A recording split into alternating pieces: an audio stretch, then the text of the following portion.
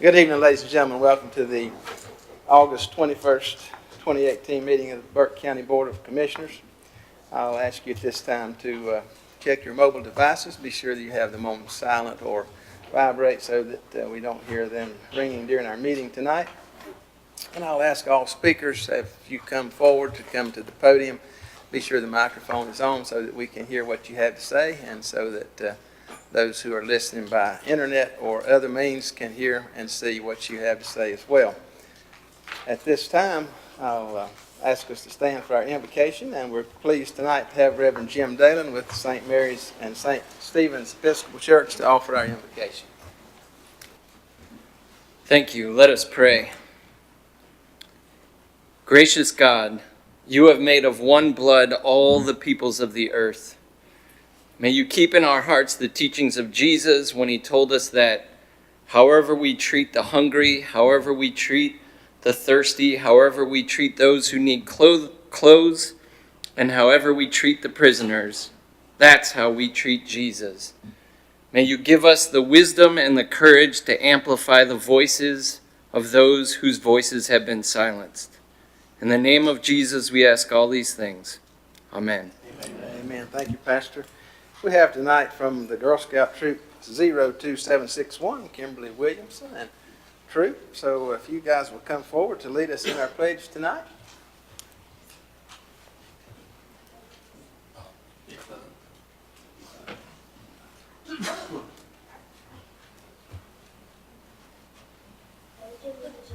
To the flag of the United States of America, and to the republic for which it stands, one nation, under God, indivisible, with liberty and justice for all.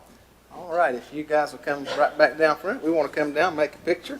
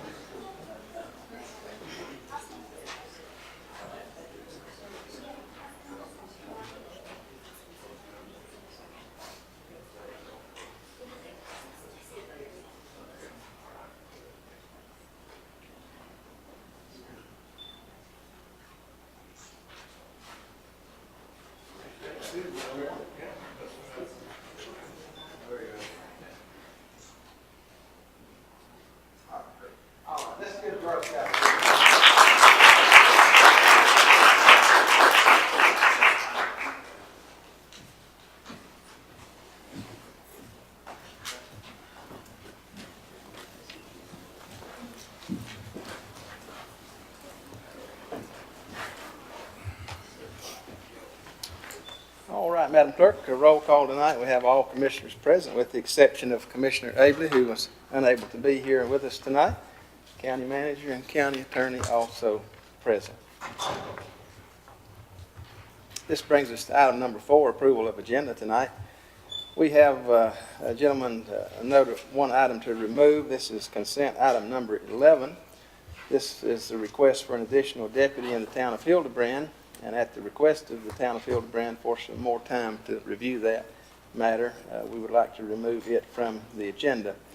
So with that removal noted, I'll entertain a motion to approve the agenda, otherwise as presented. Mr. Chairman, I make the motion to approve the agenda as amended. All right, thank you, Maynard. All those in favor say aye. Aye. Opposed, no. I believe that's all of us, Madam Clerk.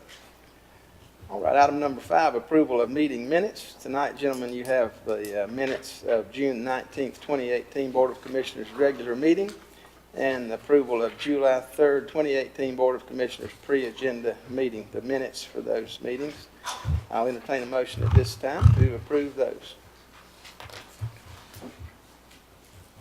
So moved, Mr. Chairman. All right, thank you, Scott. All those in favor say aye. Aye. Opposed, no. All right. Item 6, presentations tonight. We have no formal presentations on tonight's agenda. This brings us to item number 7, scheduled public hearings. We do have one scheduled public hearing tonight. This matter will be coming from Community Development Zoning Map Amendment ZMA 2018-03 and public hearing. And that'll be presented tonight by Scott Carpenter, our Deputy County Manager and Planning Director. Evening, Scott. Good evening, gentlemen. Mr. Chairman, board members, it's a pleasure to see you this evening, and Madam Clerk, you as well. This is zoning map amendment 2018-03, public hearing. Staff has received a rezoning request from Kevin Stroop to rezone one parcel of land, which totals 7.5 acres, from its current zoning of residential 1 to the residential 2 zoning district. The applicant's intention is to rezone the parcel in order to build multiple 2-dwelling duplex homes on the property. This is not possible under the current R1 zoning. Kevin Stroop is here this evening, and after my presentation, he will give a short address to the board as well. So as far as the site analysis goes, the parcel is described as follows. The parcel is currently vacant, and it does not have a 911 address, but it is located on Burkemont Road, and it's across the street from Burkemont Baptist Church. The parcel is served by public water only. Wastewater disposal would have to be handled by a private on-site septic system. The property is not located within any water supply watershed protection area, and it is located within the Salem Fire District. Staff believes the subject parcel was originally zoned residential 1 because of its proximity to the Mountain Glen subdivision, which adjoins it to the south or to the back. The subject parcel was not considered a part of that subdivision. There are no other parcels zoned R1 in the immediate area. The next area zoned R1 is another major subdivision that's about a half a mile away called Mountain Shadows. As far as the existing land use goes, you can see on the board that the white is actually all the vacant land. This parcel is outlined in red, and it is vacant as well. So about 80% of the land is actually vacant. To the north is the church property shown in blue. Over to the right is the state correctional property, and most of that's actually vacant as well and cleared. The light yellow are single-family parcels, and the red is commercial, and then we have a couple of multi-family. Well, actually, we don't have any multi-family. We have a couple of single-wide residential units and a couple of double-wide residential units in the area as well. So when you look at the existing zoning for this land, you can see that the majority of the land around this is zoned R3. So to the north and to the west and to the south directly is R3 residential. And to the northeast and east of the subject parcel is R2 residential zoning, and that's what's being requested this evening. And then we have office institutional here. Normally the church would also have been zoned office institutional, but it hasn't been. So that's the existing and current zoning that's surrounding the property, and we believe this was zoned R1 because of its proximity to the neighborhood right to the south of it, okay? So the surrounding area is primarily rural in nature with scattered home sites located along local state maintained roads. There are also pockets of small residential subdivisions within the area. There are several non-residential uses as well, which I have pointed out to you. And then as far as the conformity with the comprehensive plan, staff provides the following information to assist with this. The 2016-2030 Blueprint Burke Strategic Land Use Plan is the most recent land use plan to help guide the county decision makers. The plan classifies the area surrounding the subject parcel as the rural, agricultural, home, business area, planning area. So that in most of the areas that are classified that is zoned RMU. This area lies outside of both the primary growth area and the secondary growth area. This area is typically considered rural in nature, and access to public infrastructure and utilities is more limited. Uses of land which may not be compatible with more densely populated areas are expected to exist within this planning area. The current zoning district is R1, and it is the most restrictive of all the zoning districts in the county. The R1 district limits residential development to site-built single-family homes and modular homes only. There are really only three major differences between the R1 and the R2 districts, and that is that in R1, duplexes are not allowed. In R2, they are allowed by right.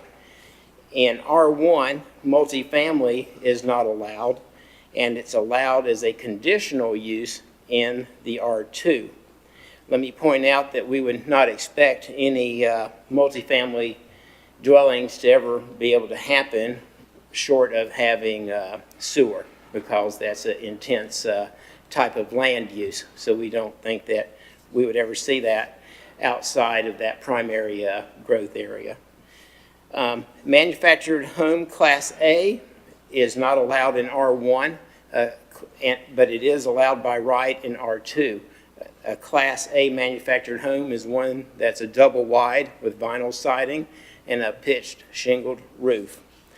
So the proposed rezoning to R2 district would expand the allowance for residential uses by allowing two-family dwellings and Class A manufactured homes by right. Class A manufactured homes are double wide, as I just said. And the Planning Board met on June 26, 2018 to hear the above rezoning request. After hearing from staff, the applicant, and citizens, the Planning Board made a motion to approve the rezoning request. The motion was seconded and a vote was taken. The Planning Board voted 2-4 to approve the rezoning request. Therefore, the rezoning request failed to be approved based on the motion.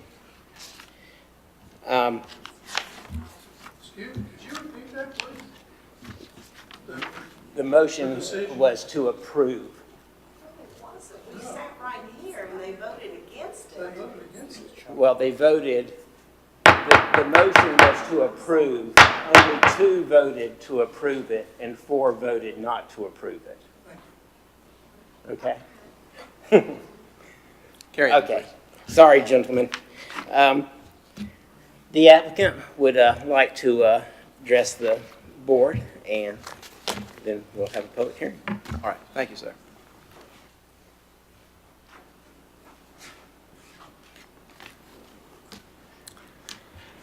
The first time I was in this room, I was totally unprepared. I was unaware of the hornet's nest I was walking into.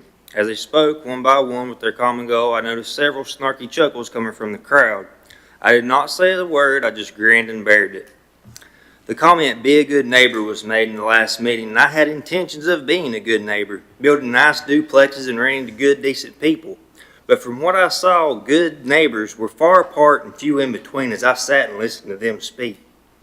Now, I expected people to be a little better in the hometown where I came from, but that wasn't the case. If I would have known what I was walking into, I would have explained who I was and that I planned on bettering the community, that I am not a trashy person and these people want to make me out to be. I plan on building something that would be very nice, that I can be proud to call my own. I have no intentions of being a slumlord. I plan on renting these apartments from $750 to $850 per month. I'm not building these apartments to let just anyone come in and tear out. Low-income apartments are not my goal. If anything, the surrounding property values will go up, not down. What I plan to build and the people I plan on renting to will be a nice facelift to this side of town. Now, that being said, one guy pointed out at the previous meeting, this is not in his backyard, and no, it's not. It's just down the road about 5 miles. If you know who I am, you will know that I'm not building trash, and as long as we get R2 zoning, there will be very nice apartments in your backyard, not trash. Why do I want the 6 duplexes? Not only does it look better, but it costs less. If I have to build 12 rental houses, it will cost more, which will in turn cause corners to be cut, and they will not be as nice as the duplexes I plan to build, which may cause me to get lower rent, which will be a snowball effect, which will also cause the people being lower income in your backyards. After all, that's what this whole fuss is over. Not realizing that if I have to build small single units, that very well may be what they get in their backyards due to the R1 zoning. I want duplexes. Duplexes are the best decision for everyone involved. Thank you. Thank you.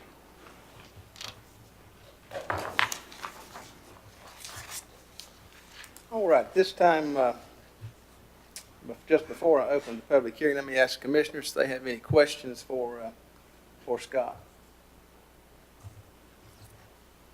All right, hearing no questions this time, I'll prepare to open the public hearing. Let me remind you, during the public hearing, this is not a debate time. This is simply a time for you to state your concerns and issues, and those will be taken into consideration by the board when we make that determination. At this time, I'll remind you also that there is a 3-minute limit, and to respect our time tonight, if you hear your concern mentioned several times, then we would ask you to maybe shorten your comment so that we don't hear the same thing over and over and over, and just to state your concern briefly. But with that, I'll open the public hearing and ask if anyone here to speak to that tonight. Madam Clerk. Thank you, Mr. Chairman, members of the board. We have a few people signed up to speak tonight. The first one I would call is Mr. Eddie Grindstaff. Scott, do you have the timer ready? May need to give him just a second.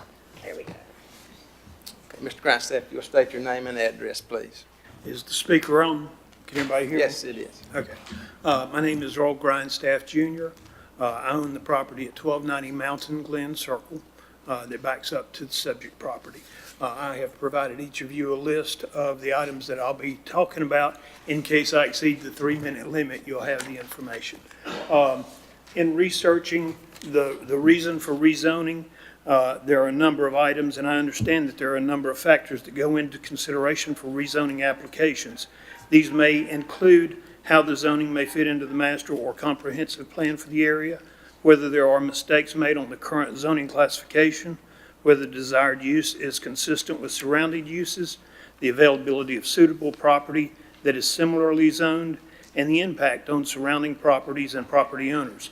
I would like to address each of these as they pertain to the rezoning request for the parcel ID number 17918-35631. I'm not aware that there are any zoning changes proposed or recommended for the Salem Community Burke Road area related to the master or comprehensive plan or subsequent small area plans currently in place for the county. While one member of the county staff had stated that there is nothing in place that would prevent the rezoning request, there is also nothing in place to encourage or promote the proposed request. Further, after review, consideration, and discussion, the seated planning board didn't find enough merit to initially even vote on the rezoning request. Item 2, there do not appear to be any mistakes with the current zoning classification as it is consistent with adjoining property uses.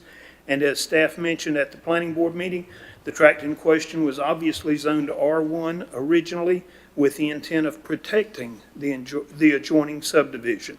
That subdivision is still there, so the reason for that zoning has not gone away. There is no conflict between the current zoning classification R1 of the subject property and surrounding neighborhoods developments, also R1. There are multiple other properties in the 5 to 15 acre range, a total of 38 in Burke County, 11 in the Salem and Mole area, that are already zoned in a manner either R2, R3, or RMU, including a property a quarter-mile down the road adjoining the Abley's property that would allow Mr. Stroop to develop them for his intended use without having to rezone.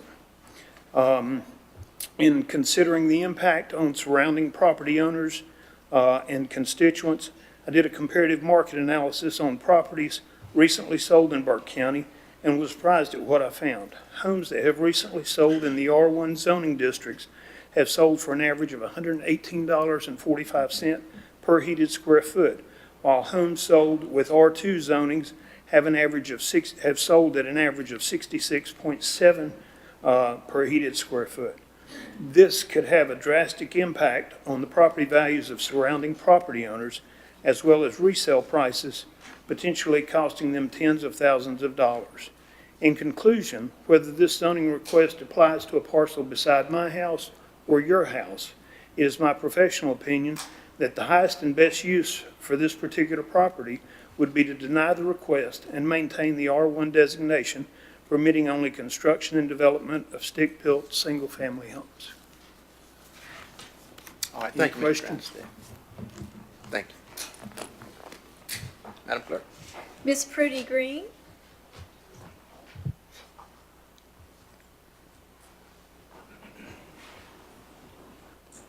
Good evening, I'm Prudy Green. I reside at 1285 Mountain Glen Circle.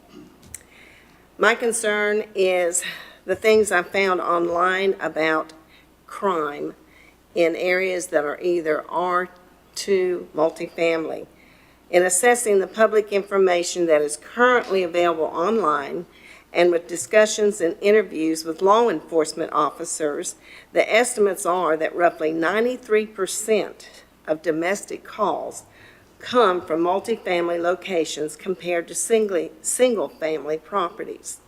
3 of the 4 officers interviewed couldn't even remember the last call they had to a single-family dwelling that was not being used as a rental property. In looking at properties similar to the one that Mr. Stroop proposes developing, the duplexes, the most similar property in Burke County has resulted in 80-plus calls for police/deputy assistance/intervention in just the last 12 months. In discussing among our neighbors, no one can even remember the last time the sheriff's office had to be called to Mountain Glen Circle. We don't want this to change, and there is a high possibility that it could if you all change the zoning from R1 to R2. We are very concerned about this, and as a resident that raised my children there, and there are other children being raised there now, we don't want even the possibility of bringing any additional crime bumping up to our neighborhood. We are good neighbors, and we want to keep our neighborhood safe for the future families. And the map that you all show, there is so little R1 property even available. We really request you keep that property R1. Thank you very much. Thank you, Ms. Green. Madam Clerk. Mr. Richard Green? Good evening. Thank you for hearing the citizens of Mountain Glen Circle. Appreciate it. I'm Richard Green, and I've lived at 1285 Mountain Glen Circle for 40 years. You may know that there are 20 families, 20 on Mountain Glen Circle. Some have been tax-paying property owners for 40 years or more. Like most homeowners, they have spent years of time and tens of thousands of dollars improving and adding value to their homes and property. Our concern is that there is no doubt that multiple family homes have a negative impact on the value of adjacent properties.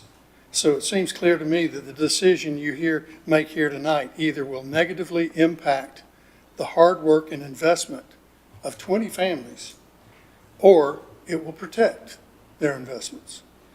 As I see it, the new landowner stands to profit either way, regardless of the decision. So I'm asking that you protect the investments of the 20 families of Mountain Glen Circle by voting not to change the R1 zoning of this property. Thank you. Thank you, Mr. Green. Mr. Barry Georges?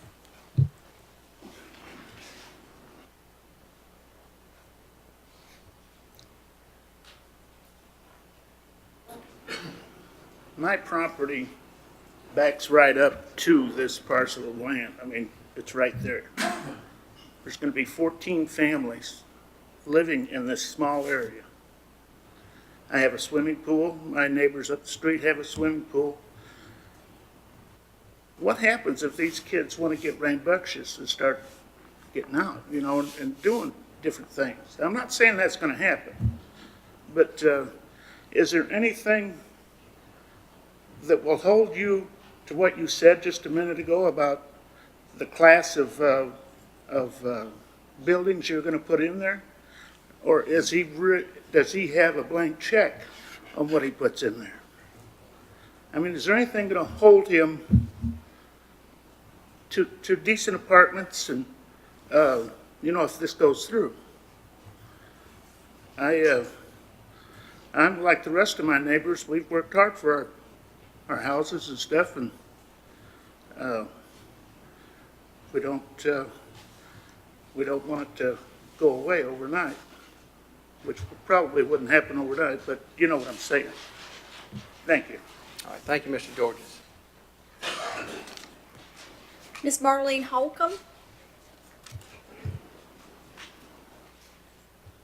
Hello, my name is Marlene Holcomb. I live at 1254 Mountain Glen Circle, and also my property backs up to this property.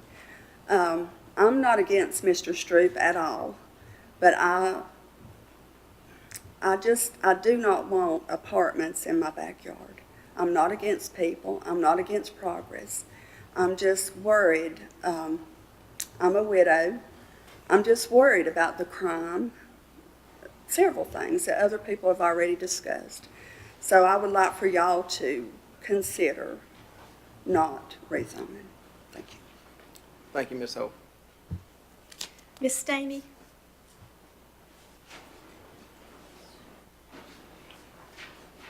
That's Mr. Stamey.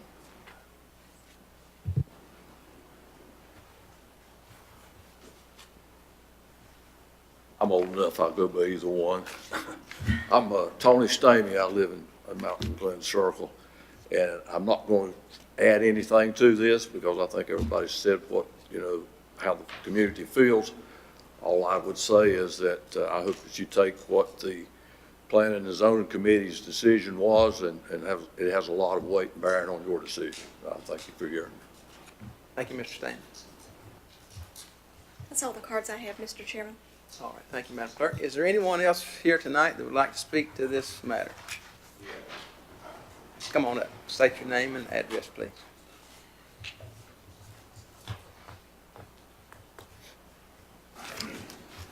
I'm Gary Stroop, and Kevin's daddy. Most of us in here know me. You've known me for years. My family has owned rental property for 40 years or more.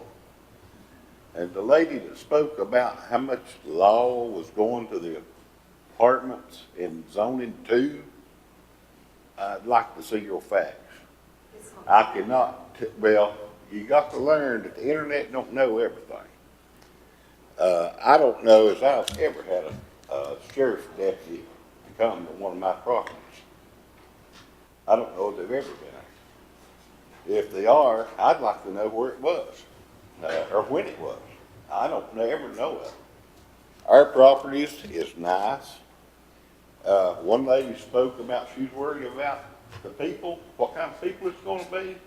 You're a widow.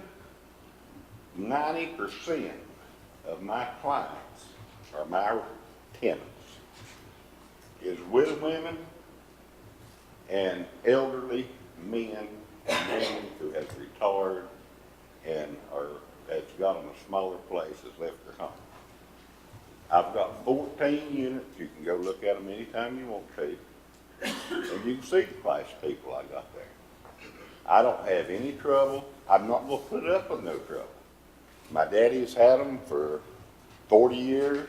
I've had them for 25 years, and now my son wants to try to have some.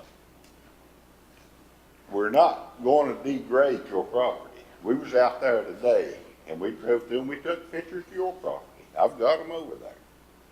There's some really nice places in there. And then there's a big garage yard that's got bukus of cars that you just have to go by every day. I don't think that's too pretty. I've seen junk cars parked in driveways. I didn't say it was yours. I'm just saying it was in your community. You won't see that at my apartments. You're welcome to leave here and drive to them when you leave here this afternoon. and look at them and see what they look like. We just don't run a trashy organization. Well, it's not an organization, it's, what do you call it? They're apartments. They're not trashy, they're well-built, we keep them upgraded. And I just don't understand why people think, there's a border between us. There's a hedgerow all the way down through there. You can't even see the property. I looked today, you couldn't even see the property. From the road, you can't see the property. And people got on the internet today and want everybody to come in here. They don't want no apartments in their community because it will downgrade their property. It will look awful. And the one that was putting it on there has built a barn in her front yard. But they want to blame us for building something nice that you can drive to this afternoon. I'll meet you out there. I'll let you meet my tenants, whatever you want to do. But we're not building nothing that's going to hurt the community. It will just help the community. Thank you, Mr. Street. Anyone else here this evening to speak to this matter? All right, hearing none at this time, I'll close the public hearing and ask the board if they have any further questions of our planning director at this time, or any other comments to make on this matter. Mr. Chairman, if I might, Scott, if I understand this correctly, this zoning would allow double-wide homes placed on this property in its present zoning, is that correct? Not in its current zoning, only single-family modular homes, which have to be built to state building code. The R2 zoning that is requested would allow the double wides, Class A, which are vinyl sided with a shingle roof. Say that again, I'm sorry. It will allow, R1 allows manufactured houses. No, sir. Our R1, the current zoning, does not allow for the manufactured double wides, but the R2 zoning that's being requested would allow. In your classification here under R1 district, you got a C at manufactured housing. What's that C mean? That's an error. It's actually not allowed. That error is a C for conditional use, but it is not a conditional use in the R1 district. Okay. Scott, can you elaborate on the difference between a modular home and a manufactured home? The only difference, the main difference you'll normally see is the roof pitch is usually different. On the modular unit, it's usually higher up and more pronounced. Otherwise, it comes to HUD and what they allow in a manufactured home versus a modular. A lot of them look very similar, and they're hard to differentiate. And now the mobile homes or manufactured homes have gotten better and better and better because of demand, but they still haven't necessarily gone to modular because of the price break. But they offer all the same things, same layouts. As a matter of fact, nearly every layout that's available in modular is available in manufactured home. So they could look exactly alike, pretty close. Mr. Chairman, Scott, I'm going to ask you the question I asked you before for the benefit of the audience. Would this rezoning set better with that community if we, and I'm just throwing out an example, I don't know how that really would work on that property, but if you rezoned everything on that road, both sides of the road, for 1/4 of a mile deep to R2, which means everybody can do what this gentleman's proposing to do, what would that do to that community? I think a lot of it's existing. already. And as you're heading down the road, you're actually going to be into R3. So R3 is going to allow all of these uses and more.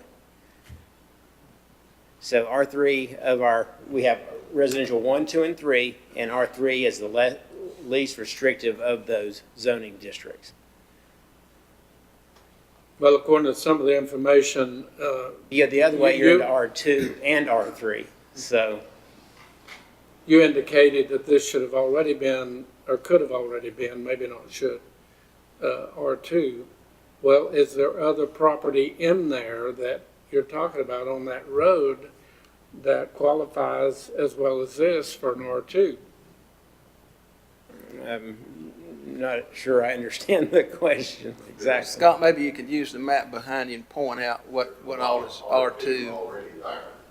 See, this is all R3, and it's less restrictive than the R2 zoning.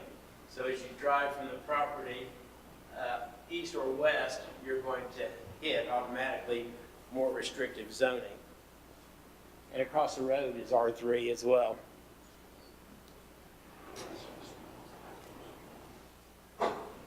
So essentially, Mr. Maynard, everywhere around would allow the duplexes, if that's the question. Say that again?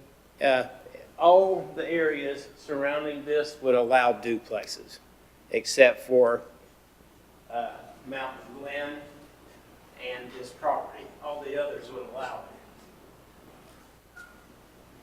If the Mr. request Chairman, came in and somebody wanted to build a duplex, they could. Will you allow Eddie Grunstaff to respond to that? He spoke earlier. He's raising his hand. Okay, Eddie, if you want to stand up, please. Just come to the mic, if you will, please.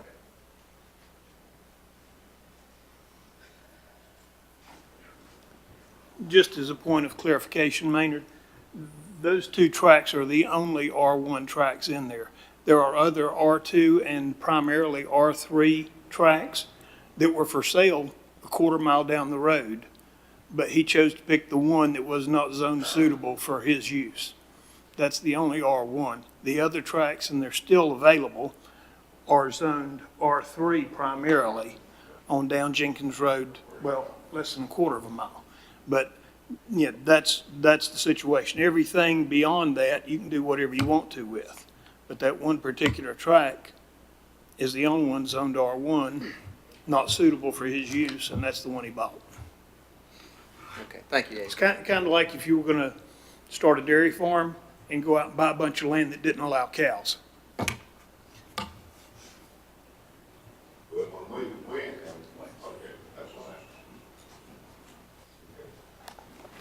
All right, any other questions? Mr. Chairman, could we lean on the council? Your council, if you studied this, is there any reason we should deny this request other than we obviously have more people in opposition than we have for? Mr. Taylor, it's based upon the board's decision after sifting the facts and reviewing the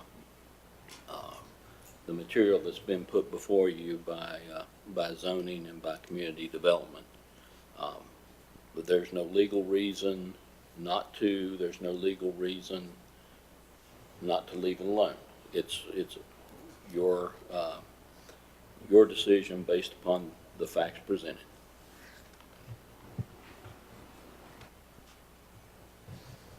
So Scott, the property across the street is R3, is that correct? Yes, sir.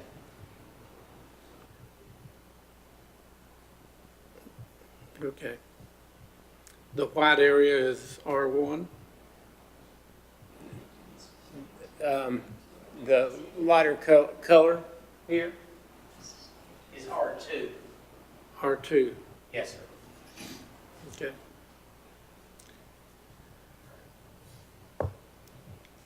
Well, it appears that he's surrounded by R2 and R3s. Okay, that's all the questions I have. Thank you. Yes, sir. Other questions? Mr. Chairman. Scott, I've got a little confused on how many duplexes will be built, how many are there? There's 6 that are proposed to be built. 6 duplexes, that would According be, to Mr. Strick. that would be 12 families? Yes, sir. Okay.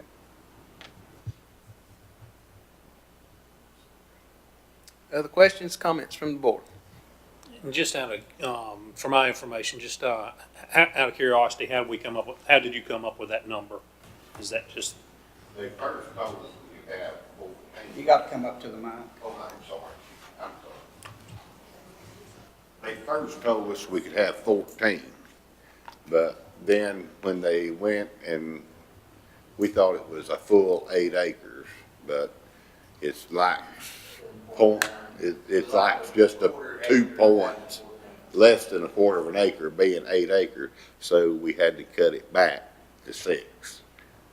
so for clarity's sake, when you're talking about building the 6 units you're talking about, Yes. when we're talking about manufactured homes or modular homes, They that's could not. be 14, they could be 14. Could be, but yes. because you're building those brick duplexes, that's off the table. It's not even gonna be applicable to that piece of property. When you 'Cause get once those once 6 hit built, that- it's over. You can't put nothing Exactly. else on it. So I just Out wanted the that to be- watershed.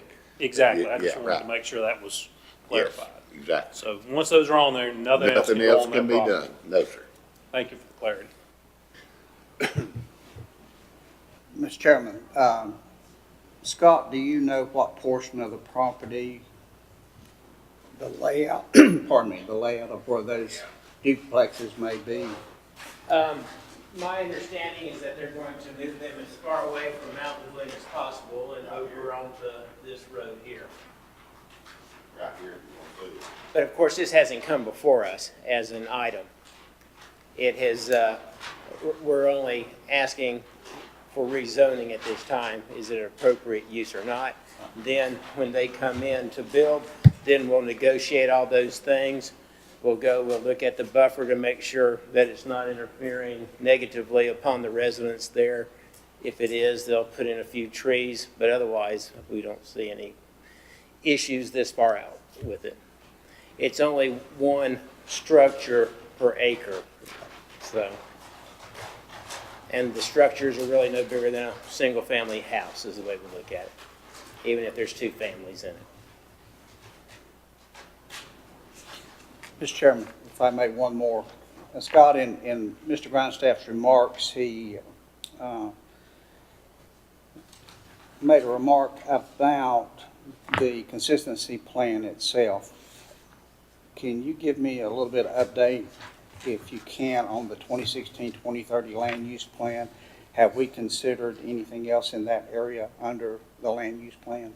We have not considered any additional rezoning, and when we were having our meetings and we were addressing the current zoning and those discussions, nothing for this area came up that, or we would have already brought it to the board for consideration.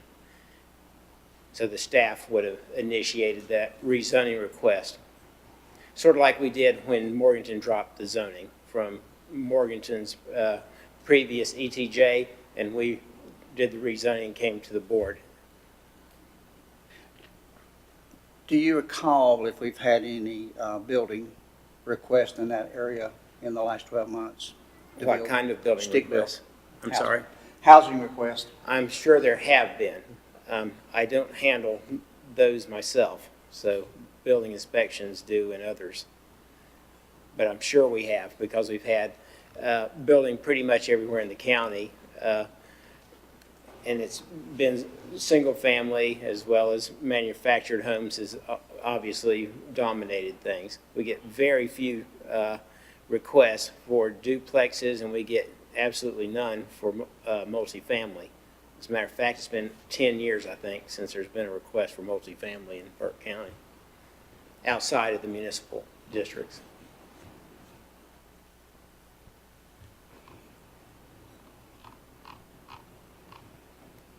Other questions, comments? Let me go one more, Mr. Chairman, if you don't mind. There are double wide residentials in the subject area. Yes, sir. We can put up the existing land use map, and it'll show that analysis that you're looking at was done in I think it was done 4 years ago. So I don't believe the existing land use map has been completely updated. We update it from time to time, but anything that's brown is a double wide. And anything that's flesh colored would be a single wide.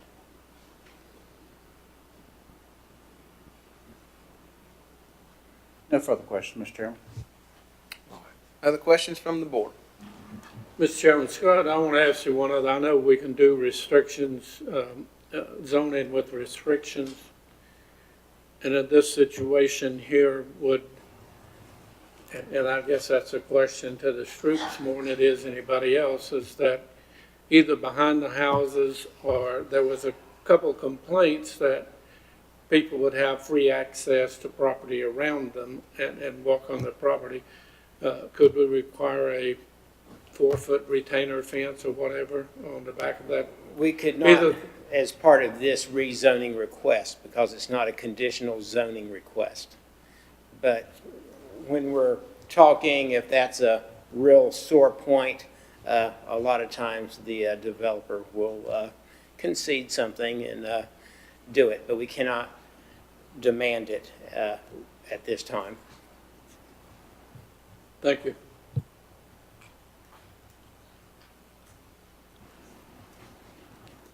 Other questions, comments from the board?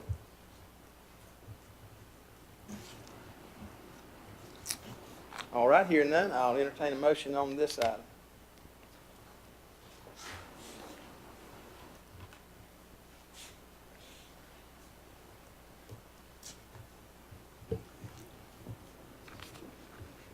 Mr. Chairman, I move to adopt ordinance number 2018-09, an appropriate consistency statement, which entails the proposed zoning map amendment can be considered consistent with the Burke County 2016-2030 land use plan and the Burke County zoning ordinance, and is reasonable and in the public interest because this area lies outside of both the primary growth area and the secondary growth area. This area is typically considered rural in nature, and access to public infrastructure and utilities is more limited. Uses of the land which may not be compatible within more densely populated areas are expected to exist within this planning area. Any new development of the parcel will be subject to the table of permitted and permissible uses by the district. The uses permitted within the R2 zoning district almost mirror those of the current R1 district, with the exception of the Class A manufactured homes, the two-family dwellings, and the multifamily dwelling unit allowance. The R2 zoning district would expand the type of residential uses allowed in the area, as Burke County has a need for affordable housing. All right, thank you, Johnny. All those in favor of the motion, please signify by the uplifted hand. And Madam Clerk, that'll be 4-0. Thank you, Scott. Thank you. This brings us to item number 8, informal public comments. Madam Clerk, any comments tonight? I do not have any cards, Mr. Chairman. All right. Thank you, Madam Clerk. Brings us to item number 9, consent agenda. I'll ask our manager to review the consent agenda. Thank you, Mr. Chairman. You have approximately 20 items, less the one, number 11, Burke County Public Schools, school construction change order number 9. Item 2, clerk appointment to the planning board. Item 3, clerk appointment and removal to adult care and nursing home, CAC. Item 4, clerk appointments to the industrial revenue bond board. Item 5, clerk reappointments to voluntary agriculture board. Item 6, clerk update to TDA roster. Item 7, clerk appointments to animal advisory board. Item 8, community development, approval to assist in the purchase of land for the Fonteflora State Trail. Item 9, county manager dissolution ratification to Burke County Narcotics Task Force. Item 10, county manager class action lawsuit regarding payment in lieu of tax act. Item 12 is finance approval of bond for finance director. Item 13, finance home and community care block grant fiscal year 2018-19 revision. Item 14, human resources ordinance amending the FY 2018-19 budget ordinance. Item 15, JCPC approval of pass-through funding for Children's Hope Alliance Home remedies from NC Department of Public Safety. Item 16, JCPC, removal to the JCPCs. Item 17, Tax Department release refund report for July 2018. Item 18, Tax Department tax collection report for July 2018. Item 19, Tax Department collections annual settlement report for 2017-2018. And item 20, Tax Department orders to collect 2018 taxes. This concludes your consent agenda item. All right, thank you, Mr. Manager. I'll entertain a motion to accept the consent agenda as presented. Mr. Chairman, I make the motion that we accept the amended consent agenda items as presented. All right, thank you, Maynard. All those in favor say aye. Aye. Opposed, no. That's all of us, Madam Clerk. This brings us to item number 10, items for decision tonight. First item is from our sheriff, request for 3 additional school resource officers, and this will be presented by Sheriff Steve Wilson. Evening, Sheriff. Thank you, sir.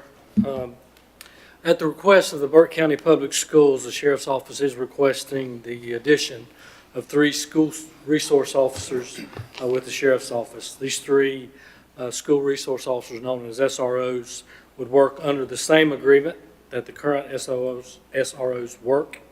They will work in the schools during the school year for 2 months, and then for 10 months, and then in the summer, they'd work for the Sheriff's Office. The cost of these positions would be paid by the Burke County Public Schools during the school year, and Burke County would only be responsible for the cost of the positions during the 2 summer months. We originally asked for, in addition to the salaries and benefit costs, the Sheriff's Office would need to request funds to provide proper equipment for 3 additional school resource officers. That would include 3 of the following: a Dodge Charger, Glock 17 service weapon, shotgun, bulletproof vest, full uniform, and Viper radio. All right, thank you, Sheriff. Gentlemen, any questions for the sheriff on this item? Mr. Chairman, I got a couple. Sheriff, do you know how much more this will cost you? We're going to lose 3 employees and hire 3 under the sheriff's umbrella.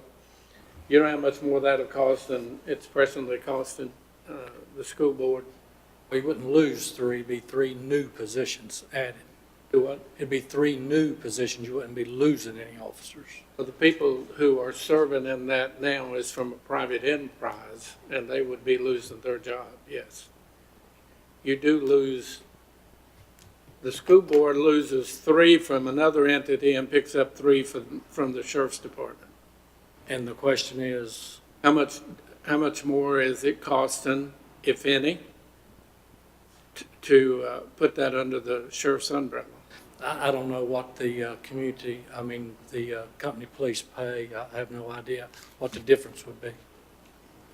Well, and the second question I had, and I understand the formula, that we pick up the cost and we pay from the county's funds the 2 months that they're not working at school.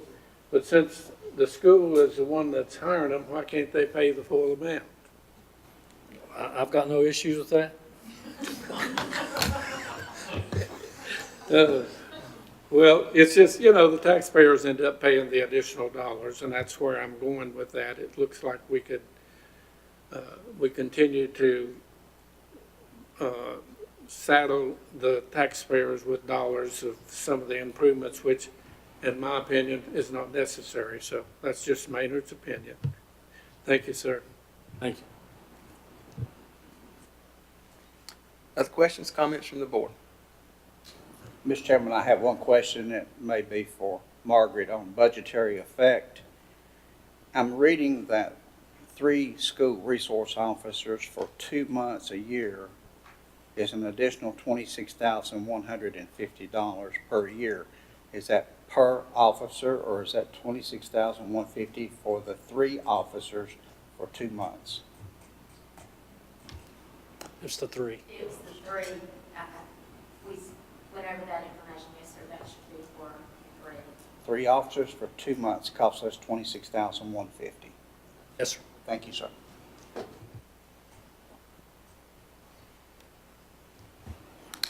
Other comments? Sheriff, that doesn't include, and it's shown here, the additional costs to the county of $149,100 for all the gear up for those guys. Correct. Now, Mr. Manager, you were to be determined about your recommendation earlier. Can you give us any further thoughts about your opinion on the matter? Yes, sir. The cars, I think that can probably be done by cars that would have been surplused. We'll just retain those. As far as the Glocks and the vest and the uniforms, I'm not sure if you've got that already in inventory, so that wouldn't be a new cost or not. We carry some surplus items. I don't know if it's sufficient to cover three new positions or not. All righty, and it's going to take you a while, even if you advertise to fill the positions, before you'd conceivably have bodies, so that if we need to come back and ask for some funds for some vest or additional uniform money, I think that would be fairly small in the bigger scheme of things. But the biggest thing would be the cars, and I think, again, we would just not surplus some cars that we're replacing anyways. Those officers aren't regular patrol officers during most of the year, so them having cars with some mileage on them shouldn't be a real problem, I wouldn't think. Yeah, I mean, the reason we asked for that was I think we didn't get all the cars we asked for. And of course, what happens is that now we're going to be keeping 3 additional cars. So the maintenance costs will go up in those cars. That's the reason one of the requests that we've had consistently is replacing cars at 100,000 miles or more. I think over the long run, you probably save money by doing that. So we're probably 5 cars down from what we requested, so now we'll be 8 cars down. But you're correct in that we will just keep 3 of the best surplus cars and issue those. Sheriff, are you familiar with any of the potential for any monies coming through the state for school protection, school resource officers that might help to offset some of this? I don't know. In fact, I asked that question before because I know some of the sheriffs, not every county, counties have multiple ways of funding school resource officers. Some sheriff's offices do it through their budget solely, and they get grant funding or so forth. So I'm unsure how those monies, the state monies that they did provide for additional school resource officers, can be distributed. I don't know if the Burke County schools can request that additional money because the legislature did allocate quite a large sum of money for school resource officers. I did ask the superintendent by email, had they looked into that? And I don't know if the county has looked into that, if we could take benefit from that. What I was told at the Sheriff's Association in the question was they did not think that we could apply, Burke County Sheriff could apply for what it was going to cost us for these 2 months. But I don't know enough to say if there's funds available or not for us to supplement these costs. Okay. Mr. Manager, who would be the most appropriate person to look into that? Can somebody on our staff do that, or just we need to ask the schools to do that? We could ask the school systems to do that. We could also try to follow up with the finance officer, trying to look into that. Do you already have some information? It's my understanding that the school system does have state funds for these positions this year. They've requested that as soon as a decision is made, if it's favorable, that we get them an invoice so they can apply to state funds for their portion. Okay. All right. Thank you. All right. Any other questions on this item? Yeah, while Mrs. Pierce was up there, Margaret, according to the information, and I guess we have to do this. So this is not about that. It's just getting to the final dollars of what we're really looking at. Because when you look at this summary of information, we also provided a car, which we didn't have to do with the other ones. You've got the shotguns, the service weapons, the uniforms, bulletproof vest, Viper radios. And then you also have the insurance that will be added to the Burke County cost. So it'd be nice to get a rundown on that and just see what the real honest to goodness cost difference would be looking at doing this. Those are all included in those costs. We do bill the school system for the liability insurance per officer. All that's included in what we invoice the school system for. In the 26? In the 20, our portion's the 26. Theirs is 100 and, I don't have the number, sorry. The other amount that the school system will pay is approximately 149,000, I believe. So the school during their year, during their 10 months, they're paying for all those expenses. They reimburse us, yes, Right. sir. So they are paying for the weapons, the entire 9 yards? No, I'm sorry. We invoice them for the personnel cost of it and the insurance cost, not the equipping on this position. I apologize, I was confusing it with the Hildbrand. Well, the note here says the additional equipment for the 3 school resource officer positions would total $149,000. Correct. Those are for the vehicles that you had in your request. The information I have is on the personnel cost and the insurance cost.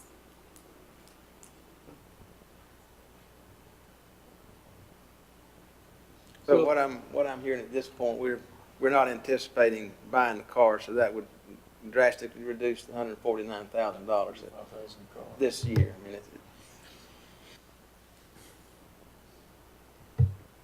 Are we going to vote for this, Mr. Chairman, without knowing what the true cost is? I think we will take a vote on this, yes, sir. I think the school system's going to need to know how to move forward.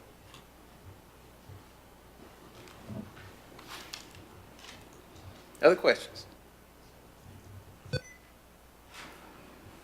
All right, hearing no further questions, I'll entertain a motion on this item. Mr. Chairman, I make a motion to authorize creation of 3 additional school resource officer positions, approve a new memorandum of agreement between the Burke County School Board, Burke County Sheriff's Office at this time. All right, thank you, Scott. All those in favor of this motion, please signify by the uplifted hand. Those opposed, be 3-1, Madam Clerk. Thank you, Sheriff.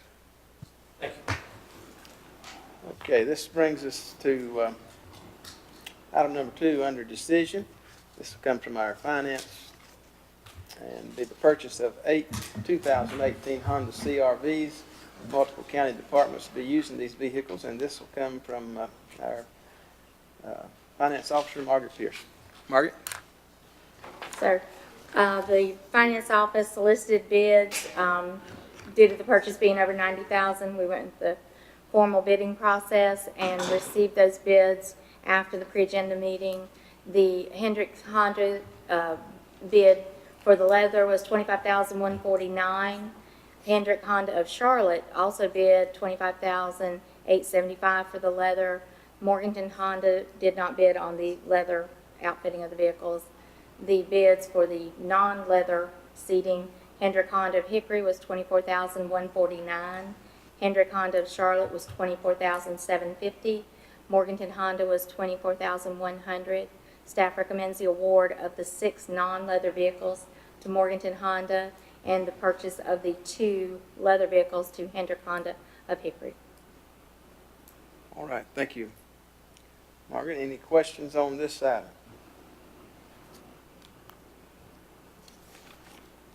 If no questions, I'll entertain a motion.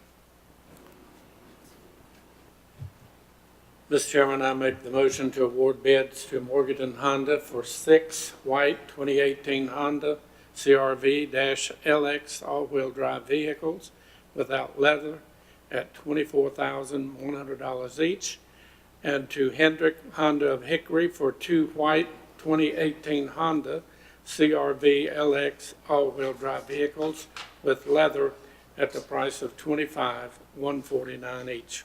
Thank you, Maynard. All right, gentlemen, you've heard the motion. I'll ask the show of hands for those in favor of this motion. Madam Clerk, that's 4-1. Thank you, Margaret. Excuse me, 4-0. Thank you. My math is getting confused. All right, item number 11, reports and comments tonight. I'll open the floor at this time. We'll start down with our attorney. Nothing from me except to wish the county manager a happy birthday. I understand he's passed another milestone. All right. Thank you. Mr. Taylor. Yes, I've got a little bit of an extended report that I'm going to pass out. Kay has hers already. If you'll take one and pass it on. Most of the, we didn't have a JCPC, so the rest of the information you got in your regular package. This meeting, I was received a call from Calvin Rees, who is the owner of the Henry River Mill Preservation. This meeting was held on Thursday, August the 2nd at 10 a.m. He informed me that the council member from the town of Hildebrand and others would be there. He advised me that they were discussing some major concerns and would be updating progress they had made thus far. I agreed to attend the meeting. The following is the result of the meeting, and I realize some of you may not be as familiar with that project. There's more depth information attached to this cover sheet that you can read at your leisure. The progress report and future phases. The Mill Village will be a bed and breakfast style resort. It will include transforming the mill store into a restaurant. Included will be a full historic museum. Dwelling identified as unit number 12 will be a bridal suite. Cost to renovate is $120,000. I understand they've already had a couple weddings there. Phase 1, they will invest $1.3 to $1.6 million. This will renovate 6 houses and complete the historic museum. Phase 2, restore another 12 houses available for tourists. Phase number 3, complete the remaining houses, bringing the total to 32 houses. This will be 56 additional bedrooms available for Burke County tourists. At the completion of the Phase 3, the project numbered employees will be at 100. Revenue projected to be at $3 million a year. They have had over 400 paid tourists this year, and that doubles if you include the non-paid. Concerns I wanted to bring to this board, drugs are an issue. This creates many problems for the community and neighbors around this Mill Village. Safety is a big problem, not enough patrol or enforcement from the county sheriff department. Speeding makes it dangerous to conduct tours, etc. It's ironic that the 3 fatality accident just days ago was on this road.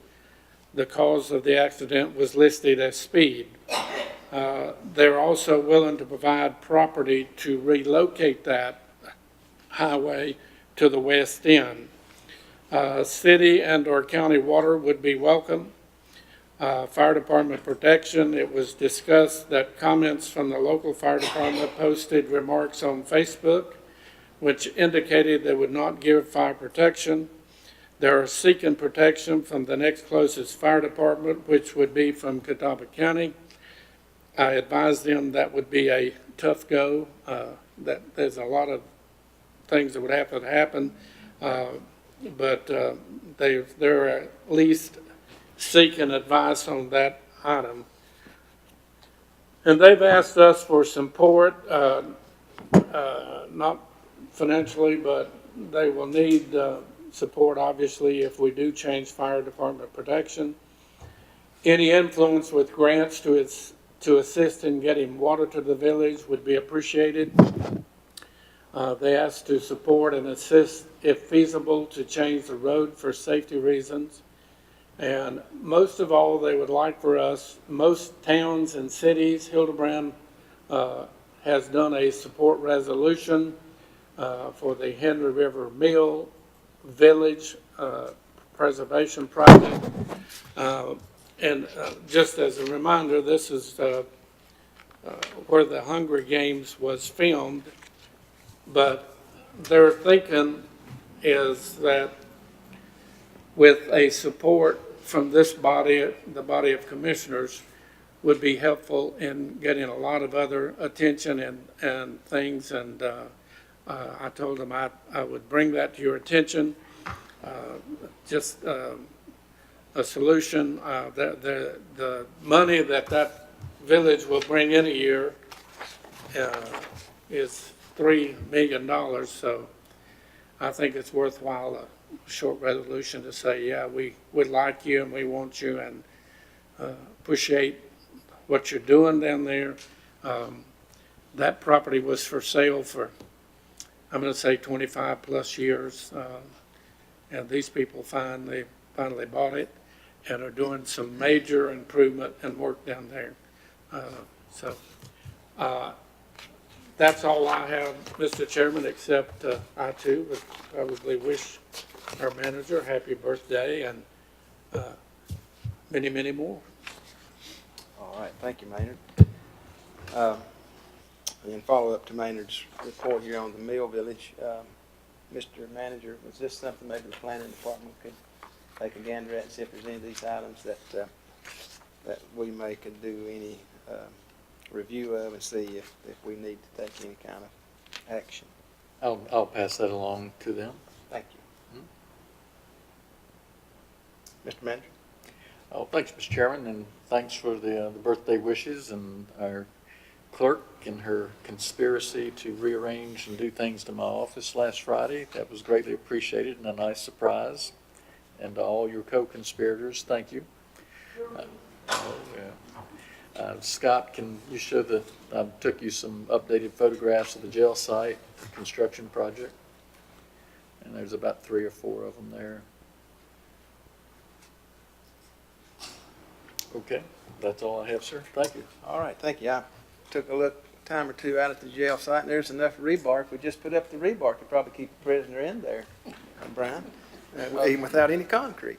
Let me add, though, when I'm seeing the reports back from the concrete, it's supposed to be at, I think, 4,000 pounds, and it's coming back consistently at 5,000 plus.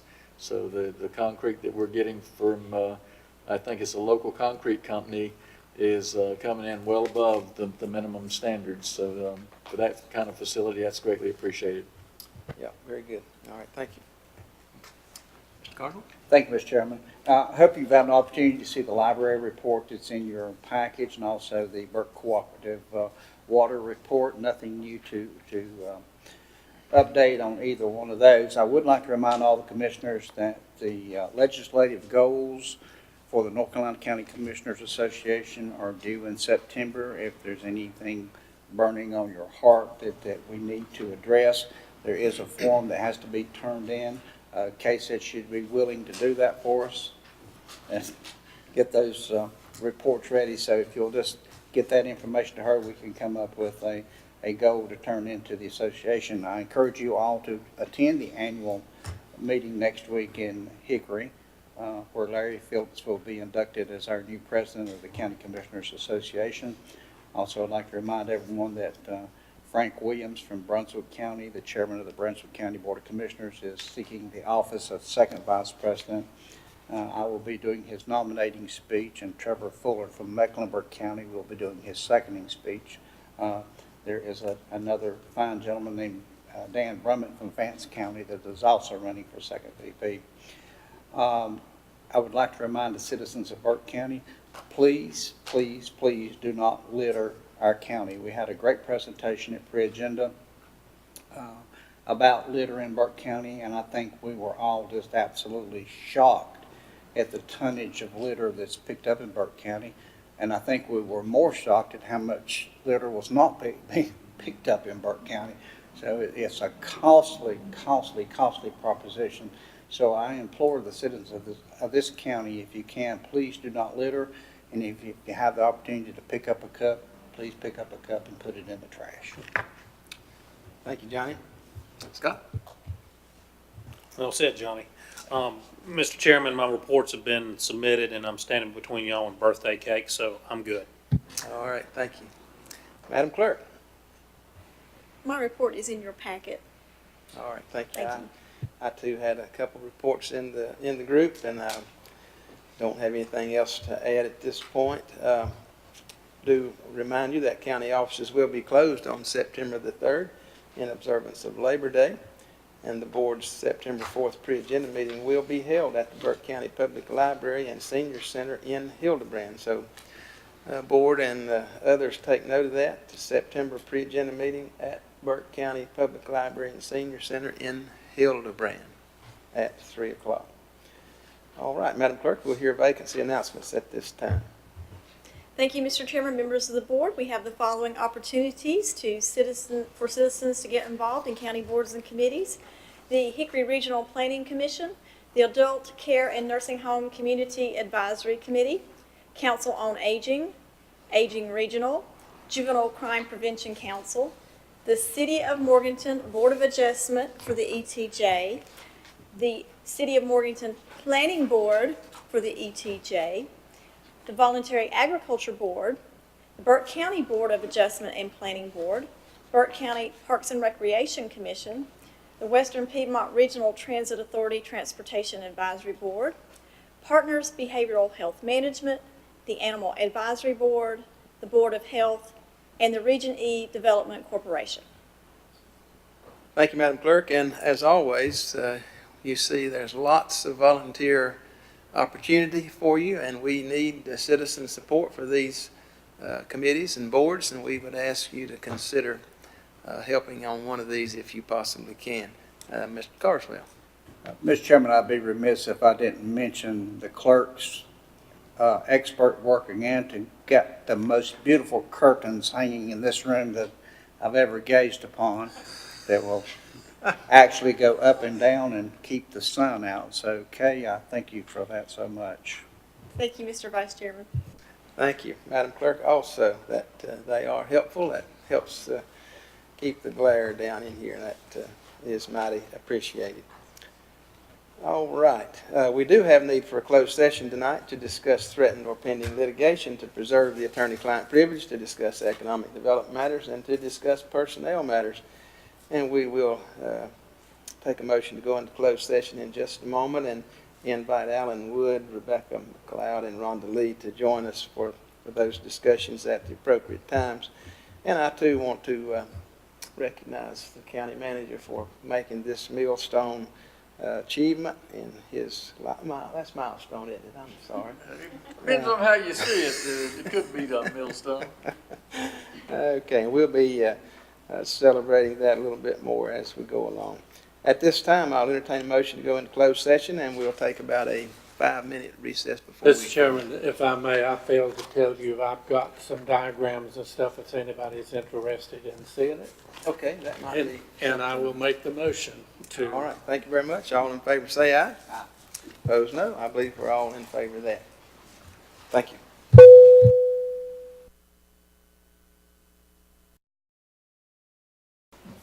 We'll come back into open session at this time, and we do have two matters to act on tonight in the open session. And first item will be to authorize a salary level for the nursing director position, and I'll hear that motion from Commissioner Morwell. Mr. Chairman, I move to authorize the health director to offer a salary that is 15.5% above the minimum pay grade for pay grade 30 to a prospective candidate for the nursing director position. All right, thank you, Scott. Gentlemen, you've heard the motion. All those in favor, please signify by the uplifted hand. Madam Clerk, that's 4-0. Then we have another motion to consider tonight for extension contract for our county manager, and I'll hear Commissioner Carswell for that motion. Thank you, Mr. Chairman. It's with great pleasure and on behalf of the Burke County Board of Commissioners, I move that we extend the employment contract with Kenneth B. Steen, current county manager, beginning on January the 1st of 2019 and extend that till December the 1st, 2022. All right, thank you, Mr. Carswell. All those in favor of that motion? December the 31st. What did I say? First. First. 31st. My tongue, it was 31st. All right, gentlemen, you've heard the motion. I will ask for a vote. All those in favor signify by the uplifted hand. Madam Clerk, that is 4-0. With that, I believe that finishes up our business tonight. I'll entertain a motion to adjourn. So moved, Mr. Chairman. All those in favor say aye. Aye. We shall be adjourned. Thank you very much.